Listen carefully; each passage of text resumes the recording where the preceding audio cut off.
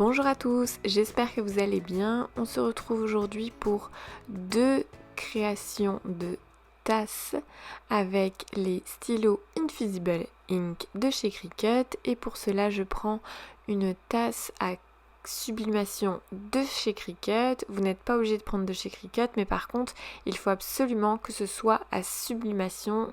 Vous ne pouvez pas utiliser n'importe quelle tasse pour faire ce genre de création. Donc voilà ma petite tasse. Moi je prends également du papier qui est également du papier à sublimation et j'ai découpé donc à la taille de mon mug, mais à la base ce sont des formats A4 classiques. Je vous mettrai le lien en barre d'infos pour le papier à sublimation.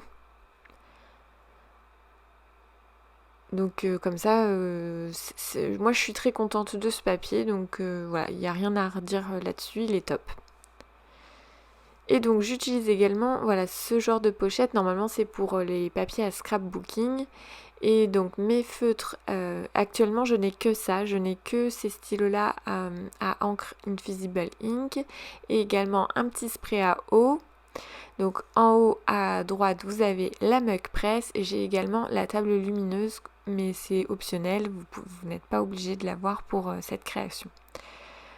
Donc je vais placer ma feuille sous mon plastique et je vais utiliser les feutres de manière à créer un petit décor, un fond en fait. Et donc vous pouvez utiliser donc les couleurs qu'il vous plaît. Moi je n'ai que ça et j'aurais vraiment aimé avoir la boîte complète pour avoir plus de couleurs, mais bon, actuellement je n'ai que ça, donc je me suis débrouillée avec ça pour un premier test et du coup c'est déjà ça. Donc je frotte du coup mes feutres directement sur le plastique et le fait de mettre ma feuille en bas, c'est plus pour avoir une idée de ça sert à rien de faire une feuille complète de 30 cm sur 30 cm alors qu'on va en utiliser beaucoup moins. Donc voilà, donc là je mets aléatoirement toutes mes couleurs, j'en utilise plusieurs. Mais au final, il y a certaines couleurs qui ressortent moins que d'autres. Et puis l'erreur que j'ai faite, c'est que voilà, là je suis en train de mettre un coup de spray. Et en fait, j'ai vu que certaines couleurs se sont tout de suite très bien diluées et d'autres pas du tout. Et du coup, j'ai voulu mélanger au doigt. Et en fait, j'ai carrément tout mélangé, toutes mes couleurs. Donc ça n'a pas du tout fait ce que je voulais, mais c'est pas grave. Vous allez voir que le résultat est quand même bon. Et ça pourrait être mieux, mais je le saurai pour la prochaine fois. C'est sûr qu'il y a il faut maîtriser un petit peu le dosage de l'eau et puis pas trop trifouiller du coup une fois que l'eau est mise. Mais vous allez voir que le résultat n'est pas moche non plus. Donc voilà, donc je mélange au doigt. Une fois que j'ai tout mélangé, je vais prendre ma feuille de papier qui est du coup un papier à sublimation.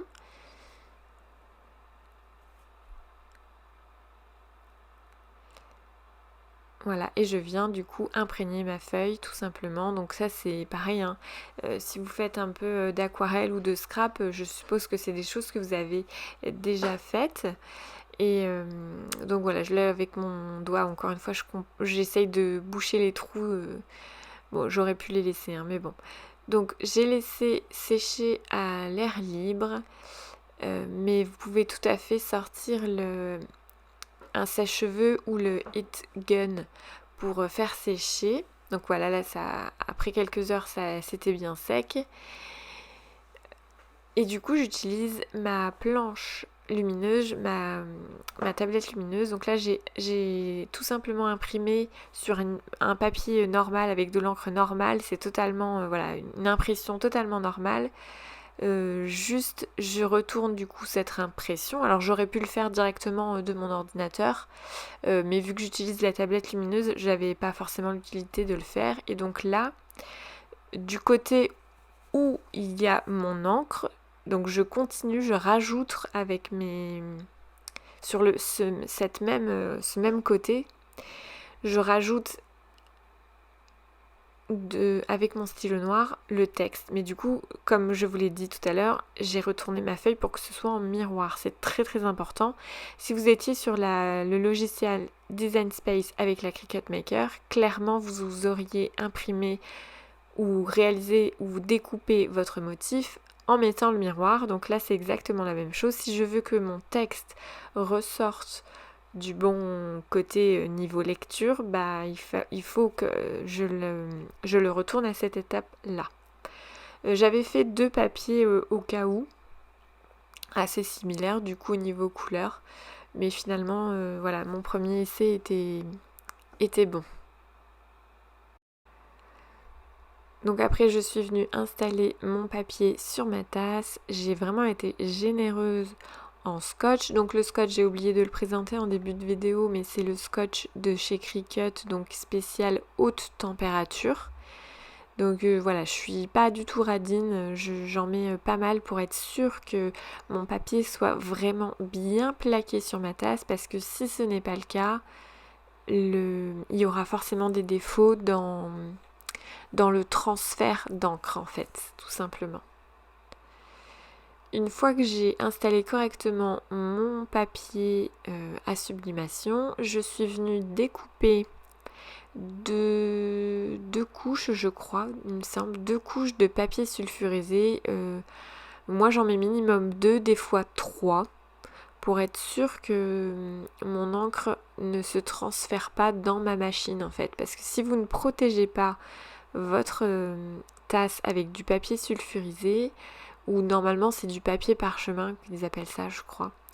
Mais moi je mets du papier sulfu. Attention, tous les papiers sulfu ne se valent pas. Faites attention qu'ils ne soient pas trop cirés, sinon ça pourrait créer des problèmes en fait. Voilà. Donc mettez au moins 2 couches pour être sûr que l'encre ne vienne pas se mettre sur votre caoutchouc de machine en fait. Voilà. Donc ma machine est prête à utiliser, je l'ai mise en route bien avant pour être sûre qu'elle soit chaude quand j'avais fini de faire ma tasse. Et donc la anse d'un côté, je rabats le petit clapet et voilà, j'attends tout simplement qu'elle me dise que ce soit bon. Après, on attend que ce soit froid normalement pour tout enlever. Moi j'avoue qu'elle était encore un petit peu tiède, mais je me brûlais pas les doigts, donc c'était le principal. Surtout, attendez vraiment bien que normalement ce soit froid, ou du moins que vous puissiez toucher sans vous brûler, hein. C'est vraiment très important. Et donc vous allez voir, donc je suis quand même contente du résultat, même si je pense que si je n'avais pas mélangé au doigt, le résultat aurait été différent.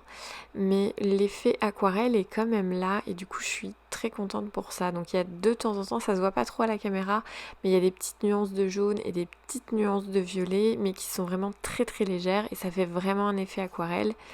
Du coup je vous mets quelques photos.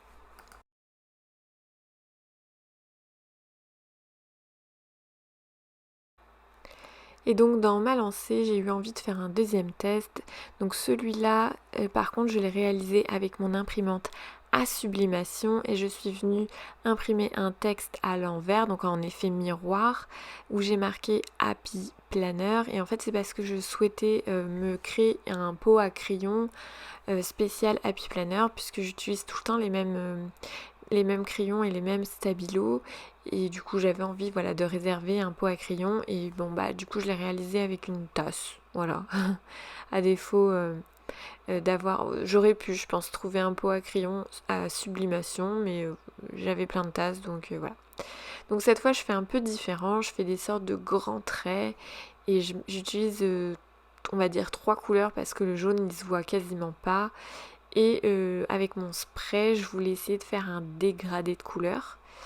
Et cette fois j'avais compris, donc là j'ai encore mélangé au doigt, mais en restant dans ma couleur. J'ai moins touché au jaune, mais clairement, au jaune, au orange, mais il se voit beaucoup beaucoup moins que les autres, hein. Il est beaucoup moins pigmenté. Et en fait, ce que je voulais tester, c'est que je voulais voir si ça abîmait mon impression ou pas.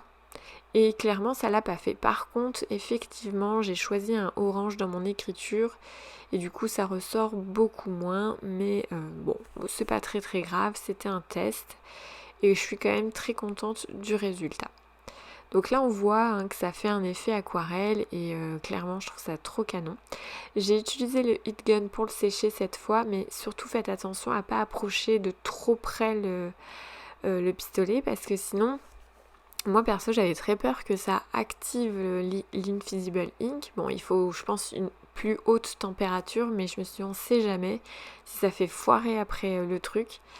Et bon voilà, je pense qu'il faudrait vraiment y rester très longtemps et vraiment très très près et très très fort. Mais bon, au cas où, je pense qu'avec le sèche-cheveux ça marche très très bien aussi. Si on est pressé, c'est toujours une bonne solution. Donc après j'ai fait la même installation que pour la première tasse. Donc j'ai mis 2 ou 3 couches de sulfu. 3 cette fois-ci je crois. En fait ça dépend comment je plie mon papier. Des fois je fais un tour ou 2 tours. Et ce qui fait qu'il y a 2 ou 3 couches de sulfu. Mais il vaut mieux toujours mettez-en minimum 2. C'est vraiment ce que je vous conseille. Donc voilà, j'installe tout doucement la tasse dans la mug press. Donc une fois qu'elle a bipé, c'est que le temps de chauffe est terminé. Je la retire. Et j'attends vraiment qu'elle soit froide pour enlever mon papier. Donc on se retrouve beaucoup plus tard. Et donc là, je retire donc le sulfu et le papier à sublimation. Donc le résultat encore une fois a été différent et je pense que de toute façon vous aurez beau faire 5-6 fois la même chose, les résultats peuvent très bien varier. C'est ça qui est génial avec cette technique, c'est tout sera unique. Donc voilà, l'effet aquarelle est encore plus joli sur cette tasse, ça me donne envie d'encore tester, d'en tester encore plein d'autres et j'aimerais vraiment tester d'autres couleurs aussi. Voilà, j'espère que cette vidéo vous a plu, n'hésitez pas à me mettre un petit commentaire et je vous dis à très bientôt dans une nouvelle vidéo et belle création à vous!